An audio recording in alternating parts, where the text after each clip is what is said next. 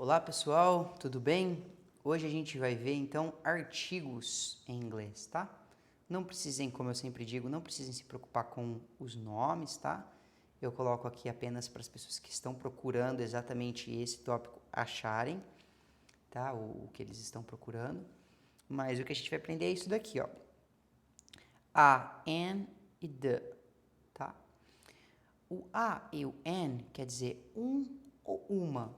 Então, obviamente, eles vão ser usados simplesmente no singular, tá? Então, usamos a ou an antes de uma palavra no singular, tá bom? Também é bom lembrar que profissão em inglês a gente sempre vai usar o a e o an. Exemplo aqui. O João é dentista em português. Em inglês a gente não falaria assim, a gente falaria o João é um dentista.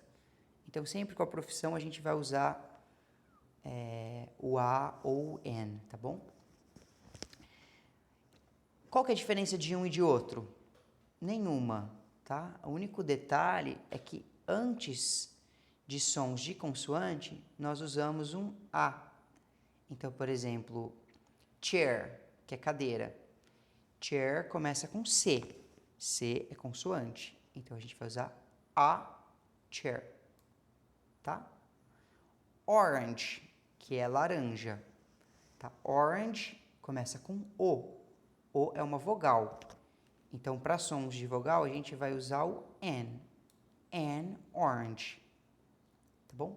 Então, não tem nada a ver. Alguns alunos acham que a é um e an é uma. Não.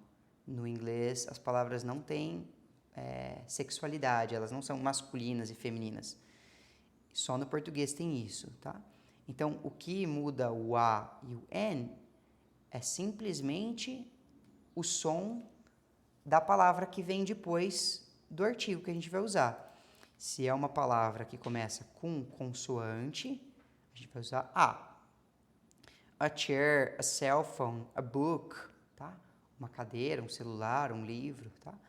E an orange, and engineer, então uma laranja, um engenheiro, tá?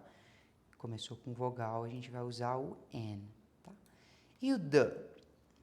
O the é para algo específico, algo que você e o ouvinte sabem do que se trata.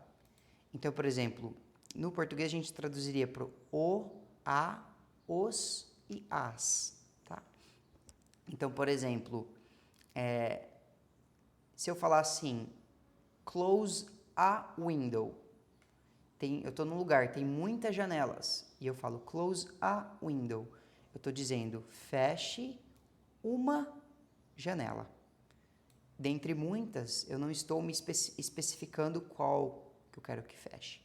Agora eu estou numa sala e eu quero que feche a janela, porque só tem uma naquela sala. É óbvio que eu vou usar close the window, feche a janela, tá bom? Então, esse the é bem igual ao português mesmo, pessoal, nesse sentido aqui, tá? Um ou uma, e aqui o, a, os e as, tá bom? Nos exemplos tem bastante situações que vai ficar um pouquinho mais claro, tá? O the pode ser usado tanto no singular como no plural, que é o que está aqui, né? Se eu estou numa sala e tem duas janelas e eu falo close the windows, eu vou estar dizendo feche as janelas, tá bom? Então, o a e o n é simplesmente para o singular, e quer dizer um ou uma. O the pode ser para o singular ou para o plural, e quer dizer algo específico. O, a, os ou as, tá bom? Alguns exemplos aqui para ficar um pouco mais claro.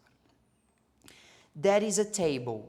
Aquilo é uma mesa, tá bom? Please buy an orange and 3 apples. Por favor, compre uma laranja, singular, e 3 maçãs. Então, pode ver que aqui não tem, antes do apple, não tem a ou an. Por quê? Porque está no plural, então a gente não usa, tá bom? Aqui, profissão, que eu comentei no começo da explicação. João is a doctor.